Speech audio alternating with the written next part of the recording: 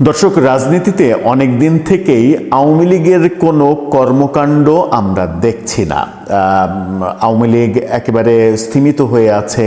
আওয়ামী লীগের কোনো ঝটিকা মিছিল নেই, কোনো ধরনের কোনো কর্মকাণ্ড নেই। সামাজিক যোগাযোগ মাধ্যম ফেসবুকেও তারা কিছুটা চুপচাপ হয়ে গেছে।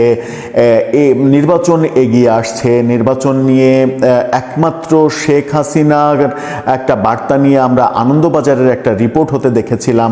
আনন্দবাজার রিপোর্ট করেছিল যে শেখ হাসিনা বার্তা দিয়েছেন নির্বাচন বয়কট এবং নির্বাচন প্রতিরোধের।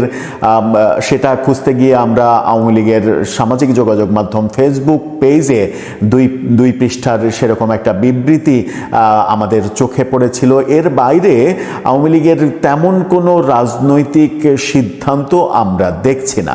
অর্থাৎ তারা একটু চুপ মেরে আছে, একটু ঘাপটি মেরে আছে। এই যে চুপ থাকা কিংবা ঘাপটি মেরে থাকা, এগুলো কিন্তু একটা ইঙ্গিত দেয় বড় কোনো কিছুর। তাহলে কি আওয়ামী লীগ বড় কোনো প্ল্যান করছে এবং সেই প্ল্যানটা বাংলাদেশের রাজনৈতিক অস্থিরতা বাড়িয়ে দিতে পারে?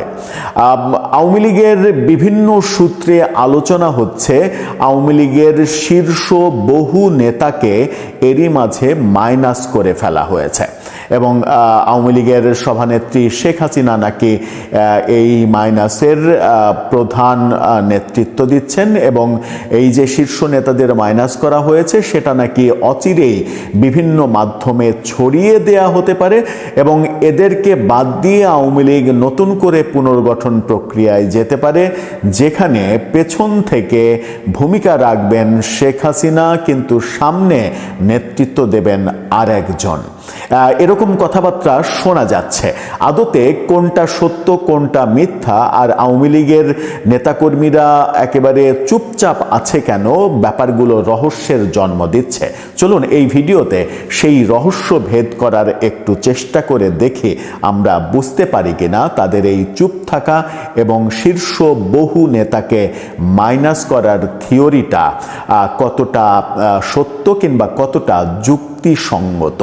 থাকবেন দর্শক। বলছিলাম আওয়ামী লীগের নেতাকর্মীরা চুপচাপ হয়ে আছে কেন? বিভিন্ন সূত্র বলছে আওয়ামী লীগের তৃণমূল একেবারে শীর্ষ নেতৃত্বকে জানিয়েছে যে মাঝপথের যে নেতৃত্ব অর্থাৎ এমপি মন্ত্রী বড় বড় নেতা, সেই নেতৃত্বে আওয়ামী লীগ আসলে ধ্বংস হয়েছে। দল হিসেবে আওয়ামী লীগের অনেক বড় ক্ষতি হয়েছে। মূলত আওয়ামী লীগের এই 2009 থেকে 24 পর্যন্ত যারা 300 আসনে এমপি ছিলেন এবং যারা মন্ত্রিত্বের দায়িত্বে ছিলেন তাদের বেশিরভাগের বিরুদ্ধেই অভিযোগ। তাদের অন্তত 80%-এর বিরুদ্ধে ব্যাপক অভিযোগ রয়েছে।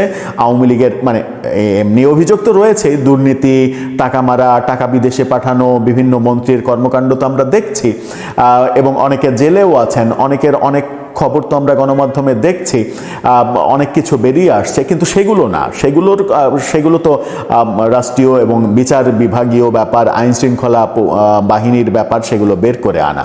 কিন্তু আওয়ামী লীগের ভেতরেই এক ধরনের আলোচনা রয়েছে যে বিগত 15.5 বছরে যারা এমপি হয়েছেন, যারা মন্ত্রী হয়েছেন, তাদের বেশিরভাগই দলটাকে ধ্বংস করেছেন, রাজনৈতিক দল হিসেবে ধ্বংস করেছেন এবং বিভিন্ন দল থেকে, অন্য দল থেকে, প্রতিক্রিয়াশীলদের মধ্য থেকে লোকজনকে এনে নিজেদের ভাই লীগ বড় করেছেন এবং ভাই লীগের পরিধি বড় করে একটা বলয় তৈরি করেছেন, যে বলয় নিয়ে তারা রাজনীতি করেছেন, যেখানে কিনা আওয়ামী লীগের অরিজিনাল যারা তৃণমূলের যারা নেতাকর্মী তারা নানাভাবে আওয়ামী লীগের এমপি মন্ত্রীদের দ্বারাই নিষ্পেষিত হয়েছেন, নিপীড়িত হয়েছেন, জেল জুলুমের শিকার হয়েছেন।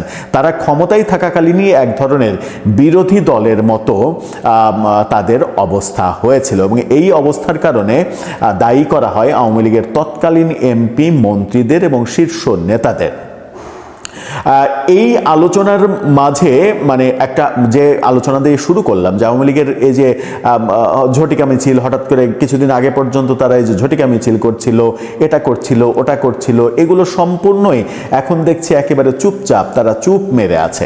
এটার কারণ কি? এটার কারণ কি এটা যে তারা চুপ মেরে আছে? এই চুপ থাকা কিংবা নীরবতা অনেক বড় একটা বিস্ফোরণের ইঙ্গিত দেয়।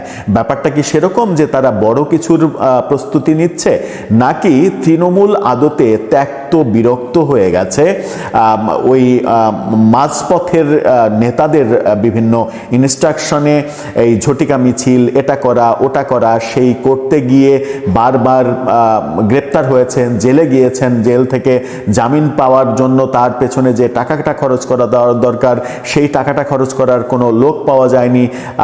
গরিব অর্থনীতি যাদের, তারা হিমশিম খেয়েছে এই ব্যাপারগুলো মোকাবেলা করতে। এরকম কারণে তৃণমূল আসলে এক ধরনের শীর্ষ কমান্ডকে জানিয়েই দিয়েছে যে আমরা এই ধরনের হঠকারী ঝটিকা মিছিল, এই জাতীয় মানে কর্মকাণ্ডে যেতে চাই না যেখানে আমাদের প্রাণের শঙ্কা রয়েছে।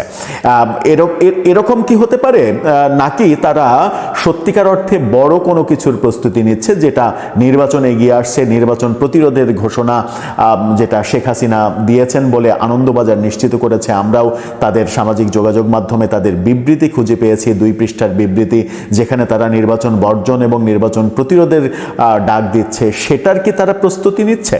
এই দুটো প্রশ্নের সমাধানটা আমার জানা নেই। দর্শক, আপনার জানা থাকলে আপনি জানাতে পারেন। আরেকটা বড় ব্যাপার সেটা হচ্ছে যে আরেকটা খবর কানাঘোষা হচ্ছে এবং 2-4 জায়গায় আলোচনা হতে দেখছি। সেই আলোচনাটা খুবই গুরুত্বপূর্ণ আওয়ামী লীগের জন্য। সেটা হচ্ছে যে আওয়ামী লীগের শীর্ষ নেতৃত্ব সিদ্ধান্ত নিয়েছে অন্তত 2.5 শতাধিক আওয়ামী লীগের শীর্ষ নেতাকে সরিয়ে দেওয়ার। অর্থাৎ তাদের নেতাগিরি এবং তাদের নেতাগিরির জন্য আওয়ামী লীগের যে দল হিসেবে আওয়ামী লীগের যে ক্ষতি হয়েছে, সরকার হিসেবে আওয়ামী লীগ করেছে তো সরকারের শেখ হাসিনার নেতৃত্বে যে প্রশাসন চালিয়েছে তাদের এক ধরনের ভুল, দোষ, অপরাধ, সেগুলো নিয়ে তো বিচার প্রক্রিয়া চলছে। বিচার প্রক্রিয়ার দিকে যেতে চাচ্ছি না, আওয়ামী লীগের সাংগঠনিক দিকের কথা বলছি। যে আওয়ামী লীগের সাংগঠনিক দিক দল হিসেবে যারা ধ্বংস করেছে এবং দলকে একটা বলয়ে নিয়ে, নিজস্ব বলয় দলে একটা তৈরি করেছিল এবং যে তৈরি করার ফলে তৃণমূলকে একেবারে বিচ্ছিন্ন করে ফেলা হয়েছিল। এমনকি দলীয় সভানেত্রী শেখ হাসিনার চতুর্পাশেও 3-4 স্তরের একটা বলয় তৈরি করা হয়েছিল যেন কোনোভাবেই তৃণমূলের কোনো কথা শেখ হাসিনা পর্যন্ত পৌঁছাতে না পারে। এবং এই গ্যাংটার অন্যতম নেতৃত্ব দিয়েছেন হচ্ছে এখন যিনি জেলে রয়েছেন, সালমান এফ রহমান, বাংলাদেশের দরবেশ হিসেবে পরিচিত। তাকে অনেকে অভিযোগ করেন, এর সঙ্গে আরো অনেককে অভিযোগ করেন। সেই কারণেই কানাঘুষা চলছে যে শেখ হাসিনা সিদ্ধান্ত নিয়েছেন অন্তত 2.5 শতাধিক এরকম শীর্ষ নেতাকে মাইনাস করার। তাদেরকে মাইনাস করে আগামীর আওয়ামী লীগ চলবে এরকমটা শোনা যাচ্ছে কানাঘোষা। এবং তাদেরকে মাইনাস করে আগামীর আওয়ামী লীগ চলবে এবং আওয়ামী লীগ মানে 2-4টা জায়গা থেকে এরকম ইনফরমেশনও পাচ্ছি যে আওয়ামী লীগের বিভিন্ন জায়গায় গোপনে নাকি কমিটি দেয়া হচ্ছে, আহ্বায়ক কমিটি দেয়া হচ্ছে। সেটা বিশ্ববিদ্যালয়ে, স্থানীয় উপজেলা পর্যায়ে, ইউনিয়ন পর্যায়ে, যেগুলো প্রকাশ করা হচ্ছে না, তারা ইন্টারনালি সেই কমিটির সদস্যদের জানিয়ে দিচ্ছে। এবং এই কাজটা নাকি হচ্ছে আমেরিকা থেকে, অর্থাৎ এই কাজের নেতৃত্ব দিচ্ছেন শেখ হাসিনা পুত্র সজীব ওয়াজেদ জয়। এবং বিভিন্ন তথ্য, বিভিন্ন দিকের তথ্য যেগুলো শোনা যাচ্ছে, সেই তথ্য অনুযায়ী এটুকু ধারণা করা যেতে পারে যে আগামীর আওয়ামী লীগের নেতৃত্ব শেখ হাসিনা জয়ের উপরেই ছাড়ছেন। জয়ই আগামী নেতৃত্ব দেবেন এবং এই মুহূর্তে আওয়ামী লীগের যে বেসিক পরিচালনা কাঠামো, সেটা শেখ হাসিনা ব্যাক এন্ডে থেকে জয়কে দিয়ে বিভিন্ন কিছু করানোর চেষ্টা করছেন এবং জয় এটা নিয়ে তার মতো করে প্রস্তুতি নিচ্ছেন আগামীর আওয়ামী লীগকে পরিচালনা করার ক্ষেত্রে। কিন্তু সেই ক্ষেত্রে তো একটা বড় বাধা রয়েছেই, শেখ পরিবারের জন্য একটা বড় বাধা রয়েছে। সেই বড় বাধাটা হচ্ছে যে বাংলাদেশের আদালতে যে বিচার প্রক্রিয়া চলছে, বিচার প্রক্রিয়াকে উতরে গিয়ে জয় কতটা আওয়ামী লীগের হাল ধরতে পারবেন সেটা একটা বড় প্রসঙ্গ। আর শেখ হাসিনারই বা বাংলাদেশে ফেরা আদৌ সম্ভব হবে কিনা, যখন তার ঘাড়ের ওপরে মৃত্যুদণ্ডের যে সাজা, সেই মৃত্যুদণ্ডের সাজা মানে ঝুলছে, তখন তার দেশে ফেরাটা অনেক বেশি কঠিন হবে। হয়তো তার ওই দেশে ফেরাটা কঠিন হবে এই কারণেই আওয়ামী লীগের পরবর্তী নেতৃত্ব তিনি জয়ের কাছে ছাড়তে চাইছেন এবং তাই এরকম আলোচনা চলছে যে আওয়ামী লীগের অন্তত শীর্ষ 2.5 শতাধিক, 250 থেকে 300 এরকম নেতা বাছাই করা হচ্ছে, যারা দলের ক্ষতি করেছে এবং সরকারের ক্ষতি করেছে তাদেরকে মাইনাস করে আগামীর আওয়ামী লীগ চলবে, যাদের মধ্যে শীর্ষে রয়েছেন আওয়ামী লীগের সাধারণ সম্পাদক ওবায়দুল কাদের নিজে। ওবায়দুল কাদের যে আওয়ামী লীগকে ধ্বংস করেছে, আওয়ামী লীগ সরকারকে ধ্বংস করেছে, মানে যারা ধ্বংস করেছে একা তো আর করেননি, যারা ধ্বংস করেছে তাদের মধ্যে অন্যতম ওবায়দুল কাদের তো অবশ্যই। সৈয়দ আশরাফের মতো একজন সৎ মানুষকে আওয়ামী লীগ সরিয়ে দিয়ে যখন ওবায়দুল কাদেরের মতো মানুষকে আওয়ামী লীগ তাদের সাধারণ সম্পাদক নির্বাচিত করেছিল, তখনই একটা বার্তা কিন্তু মানে মানুষ পেয়ে গিয়েছিল যে আওয়ামী লীগ আদতে কাদের নিয়ে পথ চলতে চায়। আওয়ামী লীগ আদতে সৈয়দ আশরাফের মতো একেবারে নীতিবান মানুষদের ওন করতে পারে না, কিন্তু ওবায়দুল কাদেরের মতো মানুষদের ওন করতে পারে, যারা হাতের ঘড়ির দাম কত, কত লক্ষ টাকার ঘড়ি পড়ছেন সেই ব্যাপারগুলো শো করতে এবং ফটো সেশন করে। ওবায়দুল কাদের মজার ব্যাপার, যে কথাটা দিয়ে শেষ করে আপনি অবাক হবেন যে একজন রাজনৈতিক নেতা, একটা রাজনৈতিক দলের ক্ষমতাসীন রাজনৈতিক দলের সেক্রেটারি, তার ফেসবুক পেজে আপনি ঘুরবেন, তার যে 15.5 বছরের শাসন আমল কিংবা সেক্রেটারি হওয়ার পরের থেকে যে সময়টা ধরে নিন যে দীর্ঘ 7-8 বছর কিংবা তারও বেশি, সেই সময়টা আপনি তার ফেসবুক প্রোফাইলে কিংবা পেজে একটু ঢু মারুন, ঢু মেরে আপনি দেখবেন যে সেখানে ওবায়দুল কাদেরের ফেসবুকে কোনো মানে দলীয় কর্মকাণ্ড নেই, কোনো সরকারের কোনো পজিটিভ কর্মকাণ্ড নেই, অর্থাৎ রাজনীতি এবং সরকারের কোনো কর্মকাণ্ড নেই। তিনি মানে নিজের ফটো সেশন করা ছবি আপলোড দেওয়ার কাজে নিজের ফেসবুকটাকে ব্যবহার করেছেন। তার মানে হচ্ছে যে কতটা মানে কতটা আত্মকেন্দ্রিক একটা মানুষকে আওয়ামী লীগ তার সাধারণ সম্পাদক বানিয়েছিল। আওয়ামী লীগের সভানেত্রী শেখ হাসিনার বিরুদ্ধেও তো অনেক অভিযোগ, নেতাকর্মীদের অনেক অভিযোগ রয়েছে, তারপরেও সেই অভিযোগগুলোকে মানে মানে কি বলে, এক ধরনের আওয়ামী লীগের নেতাকর্মীদের কেন যেন মনে হয় যে এক ধরনের অন্ধ বিশ্বাস কিংবা অন্ধ ভালোবাসা শেখ হাসিনার প্রতি রয়েছে। মানে তারা বিশ্বাসই করতে চায় না যে শেখ হাসিনা কোনো অন্যায় করতে পারে কিংবা শেখ হাসিনা কোনো অপরাধ করতে পারে। এই প্রবণতা আওয়ামী লীগের নেতাকর্মীদের মধ্যে রয়েছে, সেটাও একটা বড় ব্যাপার। মানে সেই কারণেই হয়তো শেখ হাসিনাতেই তারা আস্থা রাখছে, এবং শেখ হাসিনাতে আস্থা তারা যখন রাখছে তখন আওয়ামী লীগের শীর্ষ নেতা যারা দলকে ধ্বংস করার জন্য নেতৃত্ব দিয়েছেন এবং বিভিন্ন সময় বিশেষ করে এই তালিকায় সম্ভবত কোনো মন্ত্রী এই তালিকা থেকে বাদ যাবেন না। আমার মনে হয় যে আওয়ামী লীগের আমলে মন্ত্রিত্ব করেছেন এমন কেউ এই তালিকা থেকে বাদ যাওয়ার সম্ভাবনা খুব কম। কারণ আওয়ামী লীগের একেবারে শ্রদ্ধাভাজন মন্ত্রীদের কথা যদি আপনি বলেন, একজনের কথা বলি, মুক্তিযুদ্ধ মন্ত্রী আকম মোজাম্মেল হক, তিনি বীর মুক্তিযোদ্ধা এবং রণাঙ্গনের যুদ্ধ শুরু হওয়ার আগেই গাজীপুরে তিনি কিন্তু মানে একেবারে সশস্ত্র সংগ্রাম করেছিলেন, প্রতিরোধ করেছিলেন, পাকিস্তানি বাহিনীকে প্রতিরোধ করেছিলেন। সেরকম একটা বীরত্ব গাথা যার ইতিহাসে রয়েছে। তিনিও যখন মুক্তিযুদ্ধ মন্ত্রণালয় পরিচালনা করেছেন, তখন মুক্তিযুদ্ধ মন্ত্রণালয় যেভাবে পরিচালিত হওয়া উচিত, মুক্তিযুদ্ধকে যেভাবে উপস্থাপন করা উচিত, সেগুলো না করে মুক্তিযুদ্ধ চেতনা, বঙ্গবন্ধু, এটাকে নিয়ে নানা ফরিয়াদের তিনি ব্যবসা করার নানা ধরনের উপকরণ হাতে তুলে দিয়েছিলেন, যেটা আওয়ামী লীগ সরকারকে অনেক বেশি পচিয়েছে। এরকম উদাহরণ প্রায় প্রত্যেকটা মন্ত্রণালয়ে হয়তো দেয়া যাবে, সেই আলোচনায় যেতে চাই না। তবে আওয়ামী লীগের বর্তমান কর্মকাণ্ডে মনে হচ্ছে যে তারা 15.5 বছরের অনেক ভুল, হয়তো প্রকাশ্যে বলছে না, কিন্তু 15.5 বছরের অনেক ভুল তারা উপলব্ধি করতে পারছে, এবং উপলব্ধি করতে পেরে তারা হয়তো একটা পরিশুদ্ধ অবস্থান নিয়ে কামব্যাক করার পরিকল্পনা করছে। তারা যদি পরিশুদ্ধ অবস্থান নিয়ে কামব্যাক করার পরিকল্পনা করে, তাহলে হয়তো বাংলাদেশের বহু মানুষ তাদেরকে স্বাগত জানাতেও পারে। যেটা দুদিন আগে আমাদের প্রধান উপদেষ্টা বললেন যে আওয়ামী লীগ এখন পর্যন্ত তাদের ভুল স্বীকার করছে না, তারা যে ভুল করেছে, অপরাধ করেছে সেটা বলছে না।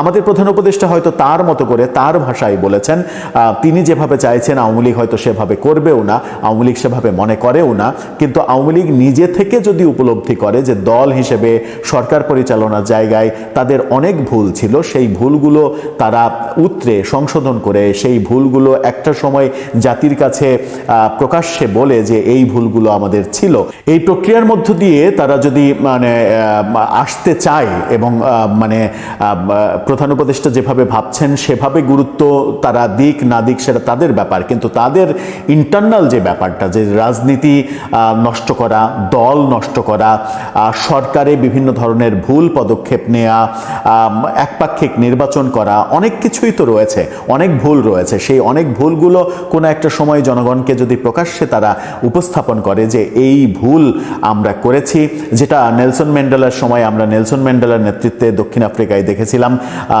যে ট্রুথ অ্যান্ড রিকনসিলিয়েশন কমিশন, সেই কমিশনের মাধ্যমে সবাইকে সাধারণ ক্ষমার মধ্যে আওতায় এনে একটা ঐক্যবদ্ধ জাতিতে পরিণত করে নেলসন ম্যান্ডেলা কিন্তু পৃথিবীতে অনন্য উদাহরণ তৈরি করেছিলেন, যেটা আমার দেশের বেলাতেও আলোচনা হয় যে আমাদের প্রধান উপদেষ্টা নোবেলজয়ী প্রফেসর ইউনূস তিনি চেষ্টা করলেও হয়তো এটা পারতেন, কিন্তু তিনি সে পথে হাঁটেননি, তিনি প্রচলিত পথেই হেঁটেছেন এবং হিংসা, বিদ্বেষ, এ না ও, ওকে বাদ দিয়ে ও, এই যে আমাদের ট্র্যাডিশন, আমাদের সংস্কৃতি, বিশেষ করে রাজনৈতিক সংস্কৃতি, সেই রাজনৈতিক সংস্কৃতির বাইরে তিনি যেতে চাননি কিংবা যেতে পারেননি, সেটা তার ব্যাপার। দর্শক, সব মিলিয়ে আপনার কি মনে হয় এই যে আওয়ামী লীগের চুপ থাকা এবং বিভিন্ন দিকে যে শোরগোলের কথা বলছি, যে শীর্ষ বহু নেতাকে মাইনাস করার যে প্রক্রিয়া শোনা যাচ্ছে, গুঞ্জন শোনা যাচ্ছে, এগুলো নিয়ে আপনার ভাবনা কি? বাংলাদেশের রাজনীতিতে টালমাটাল পরিস্থিতি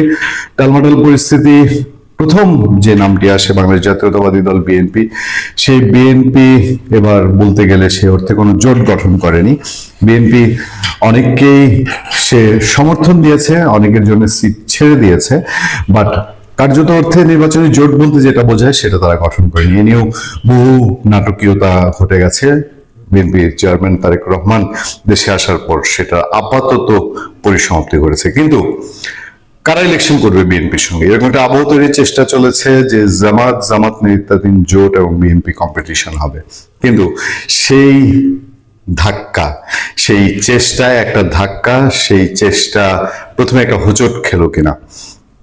জামাত নেতৃত্বাধীন কয় দলীয় জোট হবে? প্রথমে এনসিপি তারা নিজেরা জোট করার চেষ্টা করেছে, রাষ্ট্রচিন্তা, তারপর এবি পার্টি তাদেরকে নিয়ে একটা পর্যায়ে গিয়ে নাটকীয়ভাবে এনসিপি ঘোষণা দেয় তারা জামাতের সঙ্গে যাচ্ছে, যদিও এনসিপি যাওয়া না যাওয়ায় খুব একটা ফারাক আছে বলে সাধারণ মানুষ মনে করে না। কিন্তু চরমোনাই পীরের নেতৃত্বাধীন ইসলামী আন্দোলন বাংলাদেশ, তারা কোন দিকে যাচ্ছে? তাদের একটা বিশাল ভোট ব্যাংক আছে, সারা বাংলাদেশে ছড়িয়ে ছিটানো, সেই জায়গাটায় নজর কেড়েছিল অনেকেই। কিন্তু চরমোনাই পীরের সঙ্গে শুধুমাত্র আসন বন্টনই না, মূল ঘটনা আসন বন্টন, কিন্তু অন্যান্য ক্ষেত্রেও জামাতের মতবিরোধ, মতদ্বৈততা দেখা যাচ্ছিল, তারই পরিসমাপ্তি বোধহয় ঘটতে চলেছে। খবর এসছে ভেঙেই গেল জামাতের নেতৃত্বাধীন ইসলামী জোট, 11 দলীয় আর জোট থাকছে না। ইসলামী নেতৃত্বাধীন জোট বলতে জামাতে ইসলামী, তার সাথে ইসলামী আন্দোলন বাংলাদেশ এবং হেফাজতে ইসলাম আর মাওলানা মামুনুল হকের নেতৃত্বাধীন অংশ, এই চারটিকে মূল অংশ হিসেবে মনে করা হয়। তার মধ্যে চরমোনাই পীর সাহেবের অংশ এবং হেফাজতে ইসলাম না থাকা এবং মামুনুল হক থাকবেন কি থাকবেন না সেটাও এখন দোদুল্যমনতায়। ফলে ইসলামী জোট কি আর অস্তিত্ব থাকছে? শেষ পর্যন্ত ভেঙে গেল জামাতের নেতৃত্বাধীন ইসলামী জোট। জোটের দ্বিতীয় বৃহত্তম শরিক দল চরমোনাই পীর মুফতি রেজাউল করিমের নেতৃত্বাধীন ইসলামী আন্দোলন জামাত জোটে থাকছে না। আনুষ্ঠানিকভাবে এটা জানিয়ে দেওয়ার কথা রয়েছে। আমরা যখন এই আলোচনা করছি দুপুর 1:30টা নাগাদ 15 জানুয়ারি 2026, তখন এই ঘোষণা এসছে, এই তথ্য নিশ্চিত হওয়া গেছে। গত 1 সপ্তাহ ধরে জোট শরিকদের সঙ্গে দফায় দফায় আলোচনার পর ইসলামী আন্দোলনের পক্ষ থেকে জানানো হয়েছে কমপক্ষে 80 আসন না ছাড়া হলে তাদের পক্ষে জোটে থাকা সম্ভব নয়। এই পরিস্থিতিতে জামাত ও ইসলামী আন্দোলন ছাড়া জোটের অন্য শরিকরা আলাদাভাবে বৈঠক করেন। সেখান থেকে খেলাফত মজলিসের একাংশের আমির মাওলানা মামুনুল হক আবারও চরমোনাই পীরের সঙ্গে যোগাযোগ করেন। আসন বন্টন নিয়ে মধ্যস্থতার চেষ্টা করে তিনি ব্যর্থ হন। গভীর রাতে জামাতের একজন নেতাকে পুরো পরিস্থিতি অবহিত করেন মামুনুল হক। জোটের একাধিক শরিক ও জামাতে ইসলামীর নেতাদের সঙ্গে আলাপ করে জানা গেছে, চরমোনাই পীরের দল ইসলামী আন্দোলনের পক্ষ থেকে সুস্পষ্ট বার্তা দেওয়া হয়েছে, জোটে থাকা সম্ভব হচ্ছে না। তার মানে সবকিছুর মোটামুটি ইতি ঘটে গেছে। চরমোনাই পীরের দল জোটে না থাকলেও অন্য সব দল জোটে থাকছে বলে নিশ্চিত করেছে শরিক দলের একাধিক নেতা।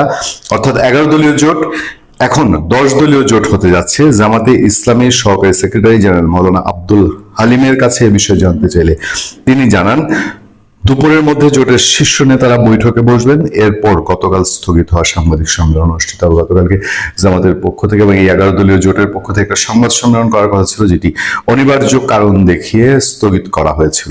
খেলাফত মজলিসের একজন নেতা তিনি নাম প্রকাশ না করার শর্তে জানান, জোটের অন্য শরিকরা ঐক্যবদ্ধ থাকার ব্যাপারে একমত হয়েছেন। মানে মামুনুল হকরা জামাতের সঙ্গেই আছেন। তিনি আরো জানান, নতুন করে কিছু আসনে বিন্যাস হতে পারে, তবে তাতে কোনো সমস্যা হবে না। দর্শক, দেখার বিষয় এই নতুন জোটের পরে আরো কি কোনো জোটের রাজনীতি আছে কিনা দেখার অপেক্ষায় থাকুন। আরেকটি নতুন জোটের খোঁজ খবর এবং নাটকীয় মোড় নিয়ে আপনাদের সামনে আবারও কিছুক্ষণের মধ্যে হাজির হব। আমি আতিক রহমান, পূর্ণিয়া।